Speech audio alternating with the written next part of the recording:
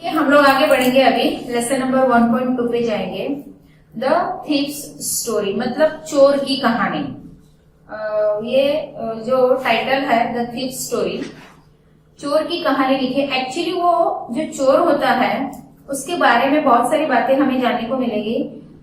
तो वो चोर किस तरह से चोरी करता है, क्यों चोरी करता है, और चोरी करने के बाद में उसे क्या रियलाइज होता है, ये सारी बातें हमें स्टोरी से जानने को मिलेगी।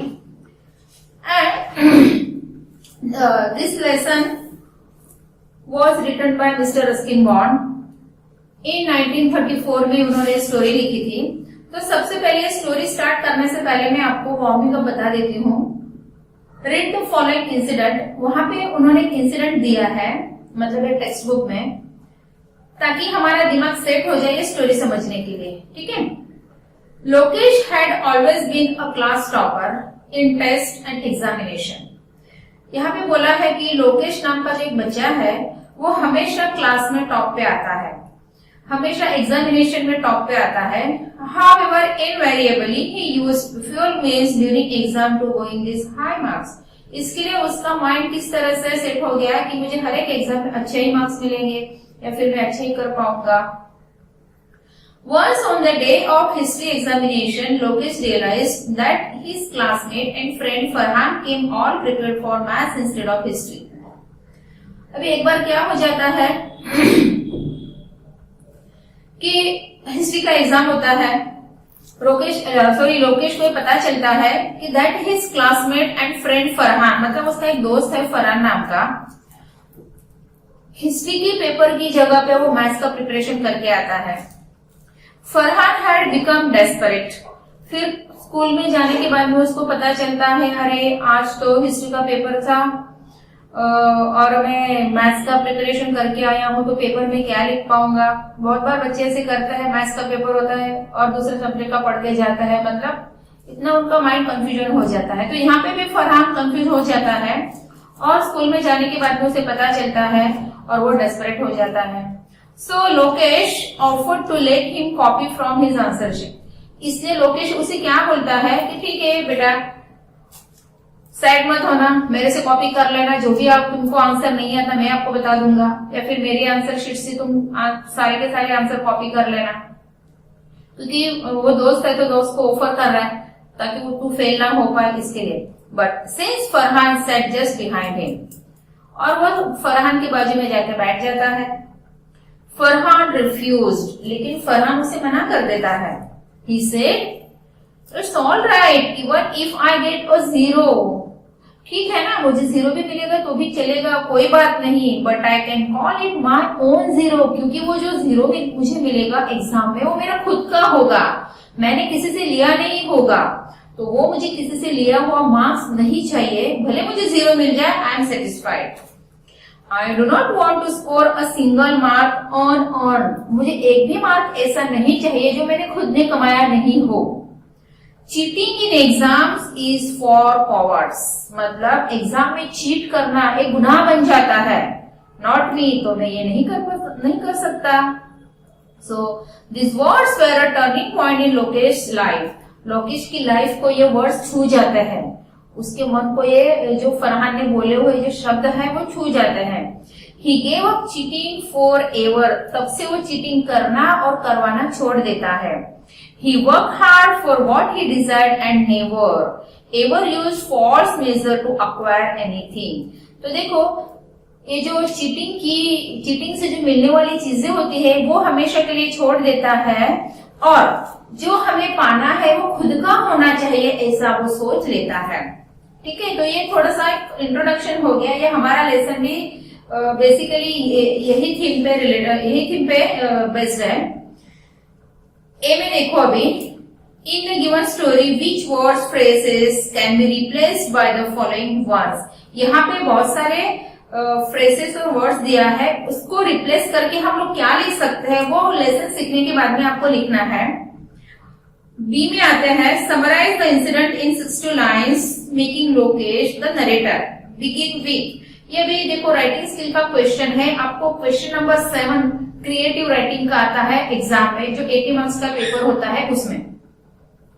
एक तो कोई भी स्टोरी बिगिनिंग से आपको लिखनी होती है या तो फिर एंडिंग आपको वहां पे दिया हुआ होता है तो शुरुआत आपको करनी है, या फिर बिगिनिंग दी हुई होती है तो आपको एंडिंग करना होता है। बट स्टोरी का जो कंसेप्ट है, जो बॉडी है, वो आपको चेंज नहीं करना होता है। इसलिए वो तो शुरुआत की लाइन दी है या तो फिर लास्ट की लाइन दी हुई होती है। तो इसी तरह से आपको क्रिएटिव राइटिंग करना पड़ता है।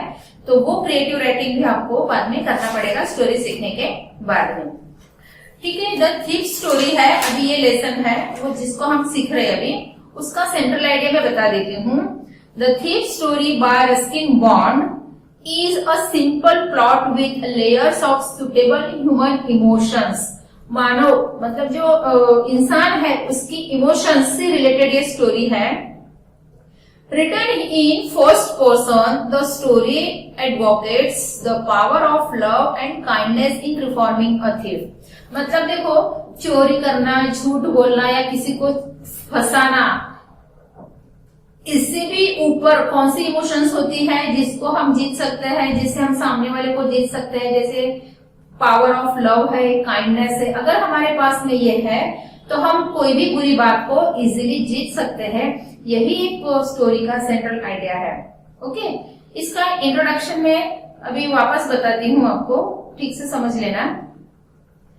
Ruskin bond from the poetry, from the lesson in 1934, सिर्फ 1934 दिया है, मतलब ये अभी एग्जिस्टेंस कर रहा है ये राइटर।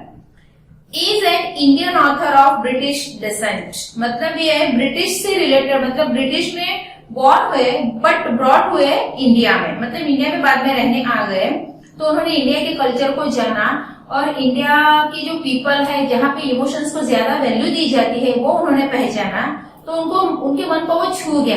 इसी तरह से उन्होंने अपना क्रिएटिव राइटिंग शुरू कर दिया था। इसलिए उनके बारे में बोला गया है कि Ruskin Bond is an Indian author of British descent. He lives with his adopted family landed in Mussoorie. Mussoorie जो उत्तराखंड में है, हमारे इंडिया का एक स्टेट है। Okay, the Indian council for child education has recognised his role in the growth of children's literature in India. इन्होंने basically बच्चों से रिलेटेड बहुत सारी स्टोरीज लिखी है जो फिक्शनल है। बच्चों का एजुकेशन है, बच्चों का काउंसिल है, उनको काउंसलिंग करना या तो फिर उनको एनकरेज करना उनकी स्टोरी से। इस तरह से उन्होंने लिटरेचर में बहुत सारा कंट्रीब्यूशन दिया है। ही गॉट द साहित्य एकेडमी अवार्ड इन 1992। उनको भारत सरकार की ओर से साहित्य एकेडमी अवार्ड भी दिया गया 1992 में। किस लिए दिया गया, कौन सी किताब के लिए दिया गया, वो बुक का नाम क्या था? तो वो है our trees still grow in Dehra. तो ये बुक के लिए उनको ये ऑनर मिला था। For his published work in English he was awarded the Padma Shri in 1999 and Padma Bhushan in 2014। इस तरह से इंडियन गवर्नमेंट ने उनको ऑनर भी किया हुआ है। इसका समरी में थोड़ा शॉर्ट में बताती हूँ। ये जो पूरा लेसन हम लोग लाइन बाय लाइन पढ़ेंगे, उससे पहले आपको आइडिया आ जाएगा कि लेसन में क्या दिया हुआ है। The narrator who is the thief meets Anil. Narrator मतलब कौन? एक छोटा बच्चा है जिसका नाम हरी है। जो नरेटर है, ये लेसन मतलब ये कहानी हमें उसी से शुरू करनी है। तो हु इज थीफ मतलब वो चोर है। मीट्स अनिल मतलब अनिल उसका एक दोस्त बाद में बनता है, उससे वो मिलता है।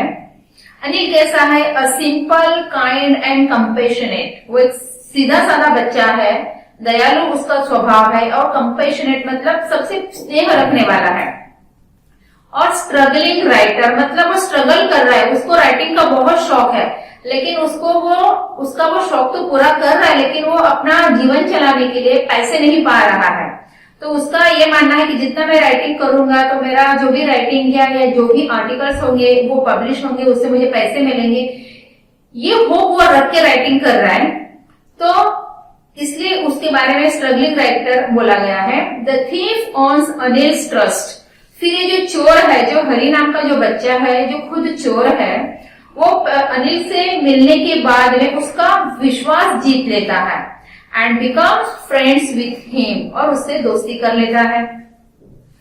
Eventually landing up into his home as a cook, और उसका विश्वास जीतने के बाद में उसके घर पे भी रहने चला जाता है और एज अ कुक, मतलब उसको खाना वगैरह बनाना तो आता नहीं है, लेकिन वो झूठ बोल देता है कि हाँ मैं खाना पका सकता हूँ तुम्हारे लिए, या तो फिर मैं खुद के लिए भी पकाऊंगा, लेकिन मुझे आप मेरे साथ, मतलब आपके साथ मुझे रहने के लिए लेकर चलो। तो सो अनिल उसको लेके जाता है। The narrator's intention obviously is to rob Anil and flee. Actually ये जो हरी है, जो नरेटर है, उसका इंटेंशन क्या होता है अनिल से दोस्ती करने का? उसको लूटना। मतलब इसका विश्वास जीतने के बाद में इसके पास जो भी पैसा होगा, जो भी प्रॉपर्टी होगी, वो जिस तरह से हाथ में मार सको मार लो और चला जाओ, ये उसका इंटेंशन है दोस्ती करने का। सो however he cannot cook, so Anil teaches him to cook and write and feeds him as well, though he is not paid a salary. लेकिन अनिल उसको बोलता है कि मैं तुम्हें मेरे घर पे लेके तो जाऊंगा, लेकिन मैं सैलरी, अगर तू मेरे लिए कुक भी करेगा तो सैलरी तो नहीं दे पाऊंगा। फिर वो हाँ बोल देता है कि ठीक है कोई बात नहीं, देखेंगे, चलो पहले घर पे तो लेके चलो। As the saying goes, old habits die hard. ऐसा बोला जाता है ना कि पुरानी आदतें कभी जाती नहीं है हमारे दिमाग से। तो ये नरेटर भी झूठ मूठ बोल देते हैं, हाँ मुझे खाना पकाना आता है, मैं तुम्हारे लिए खाना पका दिया करूंगा, तो उससे पैसे मुझे आप दे देना। The thief makes small profits by cheating Anil. देखो अभी तो अनिल जो छोटी मोटी शॉपिंग करता है घर के जो चीजें लाने के लिए, उसमें से जो भी प्रॉफिट मिलता है ये हरी उसमें से मार लेता है। For daily supplies for him, मतलब अनिल के लिए जो चीजें वो लाता है बाजार से खरीद के, तो जो छोटा मोटा प्रॉफिट उसको मिल जाता है ना, तो उसमें से वो चीट कर लेता है, खुद के पास पैसा रख लेता है। One night the thief finally decides to rob Anil of his money and escape. एक रात वो पूरा अपना माइंड सेट कर लेता है कि अनिल के पास में जितना भी पैसा होगा मैं पूरा उससे लूट लूंगा और एक घर छोड़ के यहाँ से भाग जाऊंगा। Although he is successful in stealing the money, और फाइनली वो पैसा चुराने के लिए, मतलब पैसा चुराने में सक्सेसफुल भी हो जाता है। He can't really bring himself to escape. His conscience pricks him and he feels guilty or robbing a trusting man like Anil. पैसा चुराने के बाद में जैसे वो भागने लगता है, भाग तो जाता है, लेकिन बाद में उसके माइंड में अनिल के बारे में ख्याल आने लगते हैं। वो रियलाइज करता है कि मैंने एक अच्छे इंसान को लूट लिया है, मैंने ये ठीक नहीं किया है क्योंकि जिसने मेरे ऊपर इतना विश्वास रखा मैंने उसका ट्रस्ट ब्रेक कर दिया है। फिर वो क्या सोचता है नरेटर, मतलब Hari, he returns and keeps the notes. फिर जैसा उसने पैसा चुराया हुआ था, जो पैसा चुरा के भाग रहा था, मतलब भाग गया था, वो वापस आता है और जहां से पैसा चुराया था वहीं पे वापस वो नोट्स रख देता है। That are damned to the rain back in its place, मतलब जब वो रिटर्न आता है ना, तभी वो जो रेन की वजह से वो थोड़ा बहुत उसके कपड़े गीले हो जाते हैं, तो नोट्स भी गीले हो जाते हैं। तो वैसे गीले हुए जो पानी से गीले हुए जो नोट है, वैसे की वैसे वो जगह पे रख देता है जहां से उसने निकाले थे। The next morning, Anil pays the thief some money and promises to pay him regularly and also to teach him to write sentence. फिर दूसरे दिन सुबह जब भी अनिल उठ जाता है नींद से, तो अनिल को तो मतलब पता है कि मैंने यहाँ पे इतने पैसे रखे थे, ये लेकर भाग पे गया था, लेकिन अनिल इस तरह से प्रिडिक्ट करता है कि उसे कुछ भी मालूम नहीं है। तो अनिल वहां से पैसे निकालता है और उसमें से थोड़े पैसे वो हरि को देता है और बोलता है कि आज से मैं तुमको रेगुलरली पैसा दिया करूंगा और धीरे धीरे अब तुम्हें पढ़ना लिखना भी सिखाऊंगा। Along with the thief, we are moved by Anil's kind and compassionate gesture of not getting the thief arrested, although he has a hint of event of the previous night. इसी तरह से फिर ये जो अनिल का जो स्वभाव है वो पूरी तरह से जान जाता है और वहां से वो मतलब अनिल जताता नहीं है कि मैंने तेरे ऊपर इतना विश्वास रखा फिर भी तूने तोड़ा और भाग निकला। तो यही बात हरि को छू जाती है उसके मन को कि उसे पता होने के बावजूद उसने मुझे जताया नहीं कि मैंने उसके घर में चोरी की है। The story successfully establishes the fact that love, compassion and kindness have the potency to turn a thief's life around the reform him. तो ये जो सच्ची और अच्छी जो बातें होती है उसकी वजह से जो बुरा इंसान है, जो बुरी आदतें हैं वो हम बदल सकते हैं, यही हम स्टोरी से सीखेंगे। ओके सो सीधा हम लोग अभी लेसन सीखने के लिए शुरुआत करते हैं। I was still a thief when I met Anil. देखो नरेटर स्पीक्स टू अस कि मुझे अभी भी याद है कि मैं एक छोटा बच्चा था, मैं चोर था जब मैं अनिल से मिला था. एंड दो ओनली 15 और मैं तब 15 साल का था. I was an experienced and Fairlie successful hand. और मैं चोरी करने में बहुत एक्सपीरियंस्ड था मुझे और हमेशा मैं सक्सेसफुल हो जाता था उसमें. Anil was watching a wrestling match when I approached him. जब मैं अनिल से मिला तो वो रेसलिंग का मैच देख रहा था. He was about 25. उसकी एज करीबन 25 इयर्स की होगी. A tall, lean fellow. मतलब एक लंबा सा, move into sloping. मतलब जो लंबे इंसान होते कैसे हिलते डुलते हैं वैसा वो दिखा मुझे. And he looked easy going. और उसके फेस पे कोई भी एक्सप्रेशन नहीं थी, सीधा सिंपल था इसकी वजह से. Kind and simple enough for my purpose. और जो मेरा पर्पस था उसको लूटने का वो मुझे अभी दिख गया था. क्लियरली उसके फेस को मैं पहचान गया था कि इसको मैं इजीली लूट पाऊंगा या फिर इसके घर से मैं इजीली चोरी कर पाऊंगा. I had not had much luck of late and thought I might be able to get into the young man's confidence.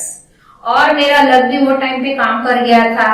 फिर मैंने सोच लिया कि इसका विश्वास जीतने के लिए मुझे ज्यादा समय नहीं लगेगा. You look a bit of a wrestler yourself.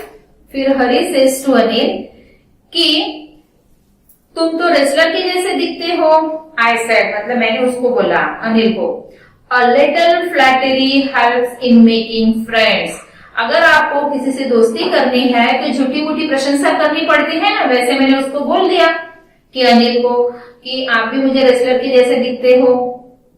So do you, he replied. उसने जवाब दिया तो क्या तुम भी जानते हो इसके बारे में या फिर तुम भी करते हो. Which put me of for a moment because at that time I was rather thin. Actually मैं वो करता नहीं था लेकिन अनिल ने वैसे जताया नहीं था क्योंकि मैं एकदम दुबला पतला मैं भी था और वो भी था. So well I said modestly I do wrestler a bit. मैंने फिर वापस उसको झूठ बोल दिया. मॉडेस्टली मतलब हम्बली, झूठा मूठा सच मैंने बोला कि हाँ मैं भी थोड़ा बहुत रेसलिंग के बारे में जानता हूँ. फिर उसने पूछा what's your name. Hari Singh. मैंने जवाब दिया मेरा नाम हरी सिंह है. आई लाइड. मैंने तो झूठ बोला था. I took a new name every month. क्योंकि मैं हर महीने अपना खुद का नाम नया रख देता था क्योंकि उसका प्रोफेशन क्या था, चोरी करना. तो चोर always changing his name every month और sometimes. That kept me ahead of the police and my former employers. क्यों मैं ऐसा करता था? पुलिस से बचने के लिए, फिर जो मेरे आजू बाजू वाले जो मुझे जानते थे उनसे बचने के लिए. आफ्टर दिस इंट्रोडक्शन, ये पहली हमारी शुरुआत हुई एक दूसरे को जानने की. उसके बाद में Anil talk about the well oiled wrestler who were grunting. मतलब अनिल ने बोलना शुरू किया रेसलर के बारे में. हु वेर ग्रंटिंग मतलब मेकिंग लो गटरल साउंड्स. रेसलिंग के बारे में वो बोलता था और बीच बीच में एक्शन भी करके दिखाने लगा था हरी को. Lifting and throwing each other about. एक दूसरे को उठाना पछाड़ना, इस तरह से वो उनका इंट्रोडक्शन हो गया. I didn't have much to say. अभी मुझे ज्यादा बोलने की तो जरूरत पड़ी नहीं. Anil walked away. I followed casually. इस तरह से अनिल अभी आगे चल पड़ा और उसको मैंने पीछे से फॉलो किया. Hello again he said. उसने पीछे मुड़ के मेरी ओर देखा और बोला हेलो अगेन. उसने मुझे बोला. I gave him my most appealing smile. मतलब अटेंशन गेटिंग अट्रैक्टिव, वो मेरे से अट्रैक्टिव हो जाए ऐसी मैंने उसको स्माइल दे दी. I want to work for you I said. मैंने उसको बोला कि मैं तुम्हारे लिए काम करना चाहता हूँ. But I can't pay you. Anil says to the Hari. वो बोला कि मैं तो तुम्हें पैसे नहीं दे पाऊंगा, भले तुम मेरे लिए कुछ भी काम कर ले. I thought that over for a minute, perhaps I had misjudged my man. मैंने एक मिनट के लिए सोचा इसको पहचानने में मेरे से गलती तो नहीं हो गई क्योंकि ये भले दिखने में सादा सीधा भोला भाला है लेकिन ये तो मेरे को पैसे भी नहीं देने वाला. फिर भी मैंने ठीक है उसकी बातों पे विश्वास कर लिया और मैंने उसको पूछ लिया. फाइनली क्या पूछा उसने देखो. I asked, can you feed me? फिर मैंने पूछा अगर आप मुझे पैसे नहीं दे सकते तो कम से कम खाना तो दोगे। फिर उसने मुझे पूछा अनिल ने, कैन यू कुक, क्या तुम खाना बनाना जानते हो या फिर खाना बना सकते हो। I can cook, I lied again, मैंने वापस झूठ बोला, हाँ मैं खाना बनाना जानता हूँ या फिर मैं खाना बना सकता हूँ। If you can cook then maybe I can feed you, अगर तुम खाना बना सकते हो तो मैं तुम्हें खाना दे सकता हूँ, ऐसा अनिल ने हरि को बोला। He took me to his room over the Jumna's sweet shop and told me I could sleep on the balcony. फिर वह मुझे अपने रूम में लेके गया। वो कहाँ थी? Over the Jumna sweet shop. Jumna sweet shop जो दुकान थी उसके घर के नीचे, उसके रूम के नीचे, और वो ऊपर के रूम में मुझे लेके गया और बोला आई कुड स्लीप, मैं यहाँ पे सोता हूँ ऑन द बालकनी, तो बालकनी में मुझे सोना पड़ेगा। But the meal I cook that might must have been terrible, लेकिन मैं उसके घर में रहने के लिए तो चला गया, बट वहां पे मुझे क्या काम करना था? खाना बनाना, जो मेरे लिए एकदम टेरिबल थिंग था, क्योंकि मुझे तो आता ही नहीं था। Because Anil gave it to a stray dog and told me to be off. फिर अगर खाना ठीक से नहीं हुआ तो क्या करता था कि जो स्ट्रे डॉग मतलब गली के जो कुत्ते होते हैं ना, उनको बुला के वो फिर जो बचा कुचा खाना था वो उसको दे देता था। बट आई जस्ट हम अराउंड, उसने तो वो दे दिया था, लेकिन मुझे तो वो समय पे भूख भी लग गई थी। Smiling in my most appealing way and he could not help laughing, तभी मैंने वापस एक स्माइल दिया, अपील दिया, मतलब वो अट्रैक्ट हो जाए और मुझे कुछ खाना दे दे। फिर भी वो and he could not help laughing, लेकिन वो मुझे स्माइल नहीं दे पाया था।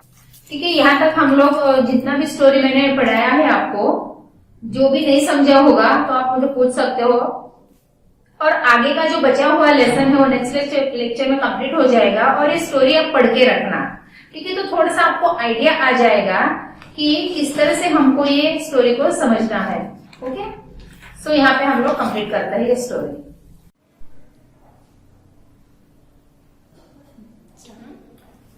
Okay, I want to talk to Tanisha, क्योंकि आपने मुझे बोला था कि क्वेश्चन नंबर 3 आपको नहीं समझा किस तरह से लिखना है।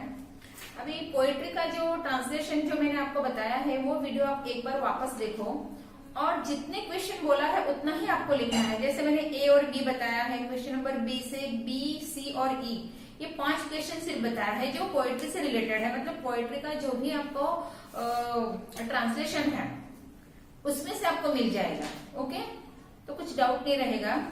और फिर भी नहीं समझा तो आप मुझे मैसेज करो, फिर मैं उसके ऊपर क्या सॉल्यूशन निकलता है वो हम लोग देख लेंगे। एक्चुअली वैसे तो एक्सपेक्टेड नहीं होते क्वेश्चन, बट ये खुद का प्रिपरेशन करने के लिए हमको करना पड़ता है, सो इसलिए मैंने बोला था ये।